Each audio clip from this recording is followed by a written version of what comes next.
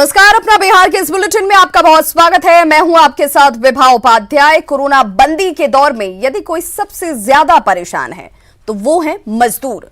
रोजगार बंद हो गया और अब जिंदगी पर मौत भारी पड़ रही है। देश के कई हिस्सों से कामगारों की मौत की खबरें आ रही हैं।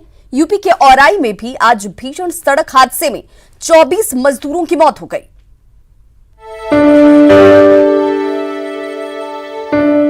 देश कोरोना के आफत काल से गुजर रहा है, लेकिन सबसे ज्यादा परेशानी प्रवासी मजदूरों को हो रही है। पेट पर तो आफत है ही, अब तो जान पर भी बना रही है। रोजगार छीना और व्यवस्था से मायूस होकर जब कामगार अपने घरों को जाने लगे तो मौत भी पीछे चल पड़ी, वो भी रफ्तार के साथ। शनिवार तड़के उत्तर प्रदेश के औरैया में सड़क किनारे ढाबे में चाय पीने का इंतजार करना मजदूरों पर भारी पड़ गया। शिवजी ढाबे में सब कुछ सामान्य था, लेकिन तभी मजदूरों से भरी गाड़ी में कंटेनर की जोरदार टक्कर हो गई और देखते ही देखते 24 कामगारों की दर्दनाक मौत हो गई। हादसे में कई लोग घायल हो गए। टक्कर मार दिया गाड़ी में। कौन सी गाड़ी पे थे आप लोग? क्या हुआ? आरती की बोरे में। किसने भाई टक्कर? गाड़ी में पीछे से टक्कर मार दी, उसके बाद नीचे में पलट खा गया। उस ट्रक में कितने लोग बैठे हुए थे आप? 40-50 लोग। गाड़ी की व्यवस्था कर बिहार झारखंड के 50 से ज्यादा मजदूर हरियाणा के फरीदाबाद से अपने घर लौट रहे थे, लेकिन हादसे के शिकार हो गए। 24 लोगों की मौत के बाद गरीबों पर मुआवजे का मरहम लगाया गया। उत्तर प्रदेश सरकार ने मृतक के परिजनों को 2-2 लाख जबकि घायलों के लिए 50,000 रुपए देने की घोषणा की है। वैसे कामगारों की मौत की रफ्तार भी तेजी से बढ़ रही है। 2 दिन पहले ही आई 2 तस्वीरें मजदूरों की आफत की कहानी बयां कर रही है। यूपी के मुजफ्फरनगर जिले में बस से कुचलकर 6 मजदूरों की मौत हो गई थी, तो उसी दिन मध्य प्रदेश के गुना जिले में भी 8 कामगारों की सड़क हादसे में मौत हो गई। कोरोना काल में मजदूर काल के गाल में समा रहे हैं। शायद पेट की भूख जिंदगी की बेबसी पर भारी पड़ रही है। Bureau report, news 18। तो सरकार के तमाम दावों के बावजूद प्रवासी मजदूरों की मुश्किलें कम नहीं हो रही। लोग सैकड़ों किलोमीटर का सफर पैदल तय कर रहे हैं। लोग किसी तरह घर पहुंचना चाहते हैं, लेकिन उन्हें कोई साधन नहीं मिल पा रहा।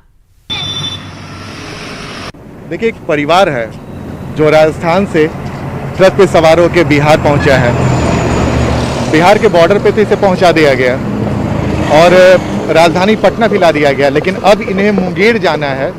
इतने छोटे छोटे बच्चे, समझ में इन्हें नहीं आ रहा है, इनके परिवार को समझ में नहीं आ रहा है कि छोटे छोटे बच्चों को लेकर कैसे बाहर जाएं। कहाँ से आ रही हैं आप? राजस्थान से। तो राजस्थान से कैसे आए? ट्रक से आए। ट्रक से। ट्रेन से? ट्रक से। ट्रक से? हाँ, 2,000 रुपया लिया, बस फिर आधे रास्ता हम बॉर्डर पर छोड़ दिया। अब कहाँ तो उतार दिया? पटना उतार दिया? नहीं, पटना को खूब पीछे बॉर्डर पे उतार दिया। तो बॉर्डर से फिर पटना कैसे पहुँची? पैदले आया हूँ। आप लोग बॉर्डर से पैदल आई हैं? बिहार के बॉर्डर से? हाँ, पैदले आ रहा हूँ। तो कहाँ जाना है? मुंगेर जिला जाना है। तो कैसे जाएगी यहाँ से? ऐसे जाएंगे, क्या करेंगे?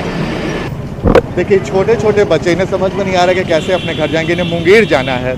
राजस्थान से ये लोग आए थे ट्रक पे सवार होकर, और जैसे ही बिहार के बॉर्डर पे रोका गया उसके बाद वहाँ से ये लोग पैदल आ रहे हैं। समझ में ये नहीं आ रहा है कि सरकार कैसे दावा कर रही है और कैसे दावा कर सकती है। उनके इस दावे पर कैसे एतबार किया जाए जब एक छोटे छोटे मासूम बच्चे, इतनी कड़ी धूप, टेम्परेचर लगातार बढ़ता जा रहा है, इतनी कड़ी धूप में ये छोटे छोटे बच्चे कैसे जाएंगे?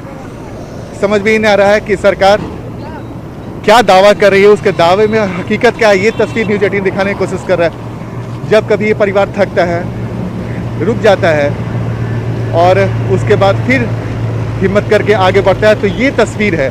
ये तस्वीर है उन लोगों के लिए जिनकी तरफ से ये दावा किया जा रहा है कि जो भी श्रमिक बिहार के बाहर से आ रहे हैं उनके लिए पर्याप्त कोशिश की जा रही है, तमाम उपाय किए जा रहे हैं। लेकिन ऐसे लोग जो पैदल आ रहे हैं, ना इनकी जांच की जा रही है, ना इनके पैदल जाने में रोका जा रहा है। और ये स्थिति है बिहार में उन अप्रवासी मजदूर की जिनको लेकर बड़े बड़े दावे जरूर सरकार की तरफ से किए जा रहे हैं। कैमरामैन सोवत के साथ आनंद मित्रा, न्यूज़ 18 नेटवर्क, पटना। कोरोना बंदी में काम बंद होने के बाद प्रवासी मजदूरों के लौटने का सिलसिला लगातार जारी है। दिल्ली, मुंबई और दूसरे राज्यों से लगातार लोग लौट रहे हैं। इनके लिए उनसे 5 से 7 हजार रुपए तक की वसूल की जा रही है। वहीं बिहार आने के बाद न तो सोशल डिस्टेंसिंग का ख्याल रखा जा रहा है, तस्वीरें देखकर सब कुछ साफ हो जाता है। लॉकडाउन में सोशल डिस्टेंसिंग पालन रखने की बात कही जा रही है। कहा जा रहा है कि मजदूरों को सुविधाएं दी जाए, उनके घर तक सही सलामत पहुंचाया जाए। लेकिन एक तस्वीर जरा देखिए, वो चौंकाने वाली तस्वीर। ये जो आप देख रहे हैं, बसों में नीचे से लेकर के ऊपर तक जो मजदूर हैं वो भरे हुए हैं। और ये है सोशल डिस्टेंसिंग का एक नज़ारा पटना के 0 माइल पे, कि मजदूर जो बाहर से किसी भी ढंग से यहाँ तक पहुँचे हैं, पैदल पहुँचे हैं, ट्रकों में पहुँचे हैं, यहाँ तक आ गए हैं। और अपने अपने अगर ज़िलों में जाना है तो ट्रक जो बस है उसे रुकवा रहे हैं लोग, और अपने अपने पैसे दे करके यहाँ से जो है वो ट्रक बसों के जरिए यहाँ से लोग जा रहे हैं। मुसीबत तो हम लोग बहुत है, तभी तो आए हम लोग। 6 दिन का सफर हो रहा है, अभी तक पहुँचे नहीं है, और रास्ते में कुछ खाने को कुछ भी नहीं दे रहे।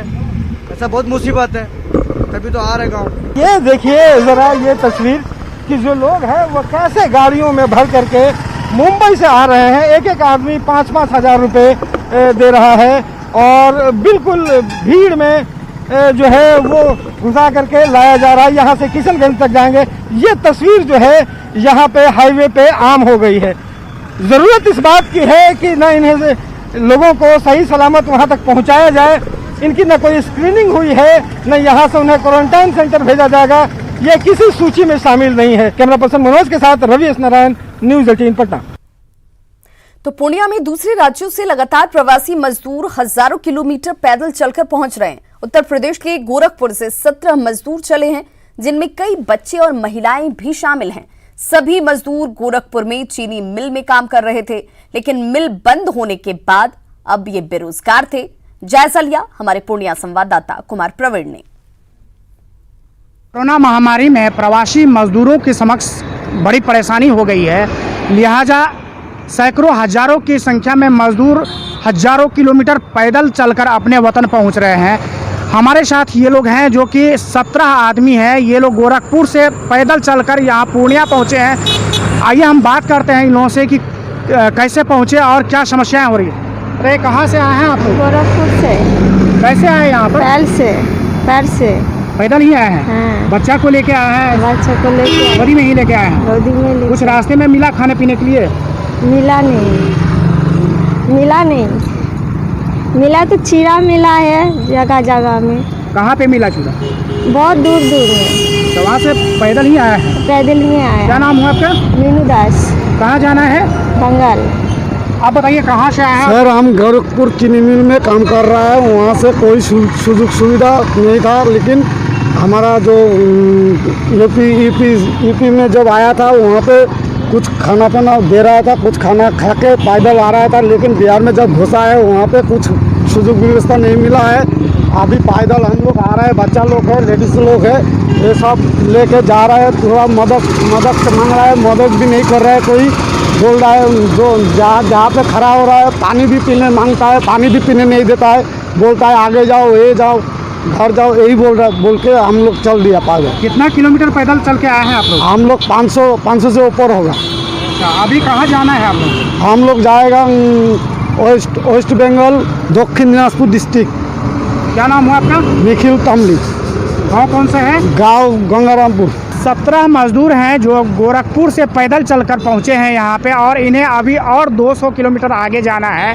और इन लोगों का साफ कहना है कि वो लोग जहाँ जिस चीनी मिल में काम करते थे वहाँ पे इन लोगों को काम बंद हो गया था। इसके बाद इन लोगों को पैसा भी नहीं मिला, लिहाजा वो बेरोजगारी के चलते वहाँ से पैदल ही चल चुके हैं और अपने वतन को जा रहे हैं। कुमार प्रवीण, न्यूज़ 18 पूर्णिया। पटना के कोरोना पॉजिटिव मरीजों में करीब आधे खाजपुरा इलाके से हैं, जिसके बाद पूरे इलाके को सील कर दिया गया है। घनी आबादी वाले इस इलाके में लगातार सैनिटाइजेशन का काम किया जा रहा है। साथ ही निचली सड़क से आवाजाही बंद कर दी गई है। देखिए ये रिपोर्ट। अभी हम खड़े हैं पटना के कंटोनमेंट जोन में, जो कि दानापुर से सटे जगदेव पथ से होकर के राजा बाजार तक 1 किलोमीटर का इलाका है, जो घनी आबादी से भरा हुआ है। और यहाँ 18 लोग कोरोना पॉजिटिव पाए गए हैं। जिसके बाद से इस इलाके को पूरी तरह से सील कर दिया गया है और अभी लगातार सील है और इसमें इलाके के जो लोग रहते हैं उन्हें भी घर से बाहर आने जाने की इजाज़त नहीं है। आप देख सकते हैं कितनी घनी आबादी है और ये फ्लाईओवर बेली रोड की फ्लाईओवर है और इससे ऊपरी इलाके से आने जाने की सुविधा दी गई है आम लोगों को, लेकिन जो नीचे का इलाका है जो राजा बाजार और खाजपुरा हो करके गुजरता है, ये इलाका पूरी तरह से सील है। नीचे एक भी गाड़ियों को चलने का इजाजत नहीं दिया गया है। दानापुर से न्यूज़ 18 के लिए अमरजीत शर्मा। बिहार में मछली कारोबारियों और मछली खाने वालों के लिए सरकार ने नई पहल की है। अब ऐप के जरिए लोगों को न सिर्फ उनके घरों पर ताजी मछली पहुंचाई जाएगी, बल्कि मछली विक्रेताओं को एक बड़ा बाजार भी मिलेगा।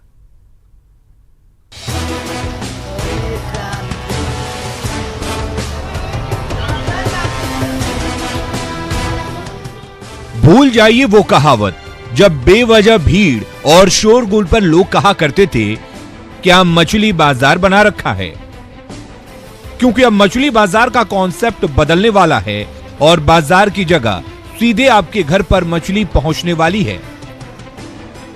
बिहार मत्स्य विभाग ने मछली के विक्रेताओं और मछली खाने वाले दोनों लोगों के लिए एक नई व्यवस्था लेकर के आया है। मत्स्य विभाग एक नई ऐप लेकर के आया है जिसमें तहत आप अगर रजिस्ट्रेशन करवाते हैं तो उस एक प्लेटफॉर्म पर आपको घर बैठे मछलियां मिल सकती हैं। ये देखिए ये ऐप है और इस ऐप की अगर खासियत आपको बताएं तो इसमें खरीदने के प्रकार अगर आप फिश यहाँ पे ऑप्शन आता है, उसके बाद मात्रा है कितना आप खरीदना चाहते हैं, कितना केजी खरीदना चाहते हैं, जिला कौन सा है ये आप चुन सकते हैं, बिहार के किस ज़िले में आप रहते हैं वो आप अगर चुने, उसके बाद प्रखंड आता है, उसके बाद मछली के प्रकार है, मछली के कम से कम 8 से 10 प्रकार हैं, कैटफिश है, कतला है, कॉमन कॉप है, झींगा है, रोहू, सिल्वर कॉप, ऐसे तमाम मछलियाँ हैं जिनको आप ले सकते हैं। और ठीक इसके नीचे में एक ऑप्शन है कि आप इसे किस दुकानदार से खरीदना चाहते हैं। तो बिहार में अब मछली की ई बुकिंग शुरू हो गई है और मछली कारोबार से जुड़े लोगों को इसका लाभ भी मिलने लगा है। हमको मैसेज गिरता है या फोन होता है होम डिलीवरी के लिए, हम घर पहुंचाने के लिए जाते हैं, उसमें वो भी सुरक्षित, हम भी सुरक्षित रहते हैं। इधर कृषि मंत्री प्रेम कुमार का दावा है कि विभाग ने लक्ष्य के मुताबिक कारोबारियों को बाइक से लेकर 3 व्हीलर और 4 व्हीलर उपलब्ध करा दिया है। 15 जिलों में 65 4 व्हीलर, 86 3 व्हीलर, 155 2 व्हीलर की चाबी हम कहा कि भाई किसानों को दे दो जा करके, ताकि आने वाले समय में राज्य के लोगों को घर पहुंचा करके होम डिलीवरी करके ताजी मछली पकाने की योजना पर हम काम कर रहे हैं जाकर के। इस नई सुविधा से न सिर्फ मछली विक्रेताओं को एक बड़ा बाजार मिलेगा, बल्कि जो ग्राहक है उन्हें भी ताज़ी मछलियां मिल पाएंगी। कैमरा पर्सन आशीष के साथ Ravi S Narayan, news 18 Patna. Corona काल में मधेपुरा गौशाला में लगातार गायों की मौत हो रही है। लोग इसके लिए गौशाला प्रबंधक को जिम्मेदार ठहरा रहे हैं। मृत गायों के शव को गौशाला परिसर में ही गाड़ने का आरोप लगाते हुए उन पर ये गंभीर मामला सामने आया है।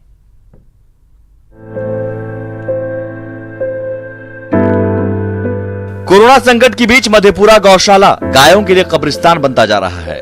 पिछले 1 महीने में यहां 6 से 8 गायों की मौत हो चुकी है। स्थानीय लोग गायों की मौत के लिए गौशाला प्रबंधक को जिम्मेदार ठहराते हैं। साथ ही गौशाला प्रबंधक पर मृत गायों के शव को परिसर के भीतर ही चोरी छिपे दफनाने का आरोप लगाते हैं।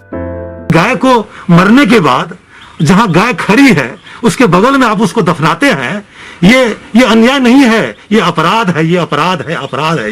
सरासर इसकी सारी जिम्मेवारी गौशाला के मैनेजर सचिव हैं पृथ्वीराज जदुवंशी, ये सरासर उसकी जिम्मेवारी है। जो देता है ना गाय दान में, जो बुढ़िए लंगड़ी देता है, जो अभी तो लंगड़ी है, आपको देसी जो देता है वो अभी मौजूद। मधेपुरा गौशाला में गायों की लगातार हो रही मौत पर जिला प्रशासन भी हरकत में आया है। गायों के स्वास्थ्य और प्रबंधन के कार्यकलाप की जांच के लिए 2 अलग-अलग कमेटी का गठन किया गया है। इस समय हमारे 2 जांच दल अलग-अलग विषयों पे जो गठित हैं, उनको डायरेक्शन दिए गए हैं कि जल्द से जल्द ये लोग रिपोर्ट सबमिट करें। जैसे ही रिपोर्ट आती है त्वरित कार्रवाई की जाए। हमारे देश में गाय को माता का दर्जा दिया गया है। गाय को श्रद्धा और सम्मान के भाव से देखा जाता है। काश कि लोग गायों की रक्षा करना भी अपना नैतिक कर्तव्य माने और गौशाला प्रबंधन भी इस चीज को समझे। न्यूज़ 18 के लिए मधेपुरा से तुरबसु की रिपोर्ट। शराब कांड में फंसे बक्सर के सदर विधायक संजय तिवारी पर पुलिस का शिकंजा कसता जा रहा है। पुलिस ने उनकी गिरफ्तारी के लिए छापेमारी तेज कर दी है। गौरतलब है कि कांग्रेस विधायक संजय तिवारी की गाड़ी से बुधवार को 8 बोतल विदेशी शराब बरामद की गई थी।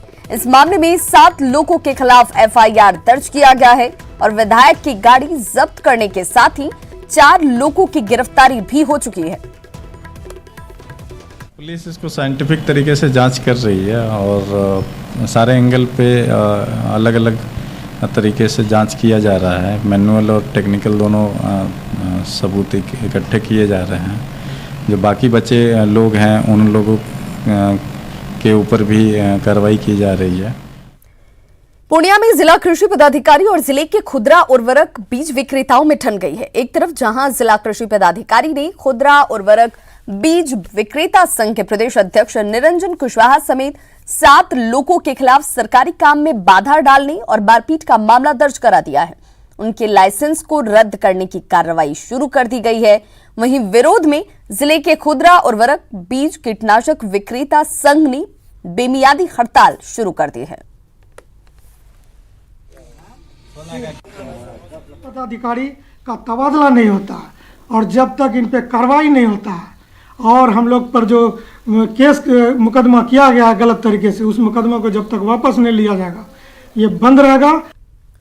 समस्तीपुर में कई दिनों से लापता शख्स का शव गन्ने के खेत से मिलने के बाद सनसनी फैल गई। घटना हसनपुर के मोती थान की है, जहां 2 मई को विष्णुदेव महतो किसी काम से घर से निकला था, लेकिन देर रात तक जब घर वापस नहीं लौटा तो परिजनों ने गुमशुदगी का मामला दर्ज कराया, जिसके बाद छानबीन में जुटी पुलिस ने गन्ने के खेत से शव को बरामद किया है। पुलिस के मुताबिक हत्या के पीछे अवैध संबंध हो सकता है। इस मामले में पुलिस ने 3 लोगों को गिरफ्तार किया है। 2 तारीख को रात में मतलब फोन द्वारा बुला के विष्णुदेव महतो को बुलाया और फिर बुलाने के बाद उनके पति जो है साथ में गए और बागमती है, मृत बागमती मालदा के पास पहले से मुकेश कुमार 2 अन्य लोगों के साथ वहां पे मौजूद था और उसको ले जाके वहां पे गला दबा के हत्या कर दी गई। कांग्रेस नेता राहुल गांधी ने वीडियो कॉन्फ्रेंसिंग की। न्यूज़ 18 के बिहार ब्यूरो चीफ दिवाकर तिवारी ने उनसे पूछा कि अगर वे प्रधानमंत्री होते तो कोरोना संकट में क्या कदम उठाते, जिसका जवाब राहुल गांधी ने दिया। मेरा सवाल है कि आप प्रधानमंत्री होते अगर, तो आप 3 कौन से बड़े कदम उठाते जिससे फौरी तौर पर राहत होती और लॉन्ग टर्म सॉल्यूशन ढूंढा जाता? क्या उदारीकरण की वो व्यवस्था जिम्मेदार नहीं है? मैं प्रधानमंत्री नहीं हूं तो ये आपका हाइपोथेटिकल क्वेश्चन है, तो मैं आपका हाइपोथेटिकल क्वेश्चन तो का जवाब नहीं दूंगा। मगर मैं ऑपोजिशन लीडर हूं तो मैं आपको बता सकता हूं कि मुझे शॉर्ट टर्म में, मीडियम टर्म में, लॉन्ग टर्म में मेरी क्या सोच है। शॉर्ट टर्म में डिमांड को आप फायर कीजिए। शॉर्ट टर्म में आप जो छोटे और मीडियम बिजनेस वाले हैं जो हिंदुस्तान को रोजगार देते हैं उनकी आप रक्षा कीजिए और जो आर्थिक तूफान आने वाला है उसके लिए आप प्रिपरेशन शुरू कर दीजिए। मेडिकल साइड से जो हमारे बुजुर्ग लोग हैं, जो हाई रिस्क लोग हैं, उनको आप प्रोटेक्ट कीजिए। अब बिहार के मखाने का स्वाद दुनिया चखेगी। वित्त मंत्री निर्मला सीतारमण ने कल 20 लाख करोड़ के महा पैकेज की तीसरी किश्त की जानकारी दी, जिसमें 11 बड़े ऐलान किए गए हैं। इनमें बिहार के मखाना की ब्रांडिंग भी शामिल है। केंद्र से फैसले से मिथिलांचल में खुशी की लहर दौड़ गई है।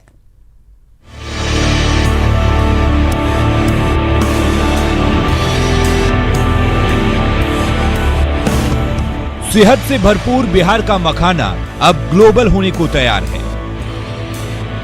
क्षेत्रीय और स्वदेशी उत्पादों को बढ़ावा देने के लिए प्रधानमंत्री नरेंद्र मोदी ने जो लोकल के लिए वोकल होने का मंत्र दिया, उस पर अमल करते हुए वित्त मंत्री निर्मला सीतारमण ने 20 लाख करोड़ के महा पैकेज से माइक्रो फूड प्रोसेसिंग यूनिट के लिए 10,000 करोड़ की राशि दी है, जिससे स्थानीय उत्पादों और कंपनियों को बड़ी मदद मिलेगी।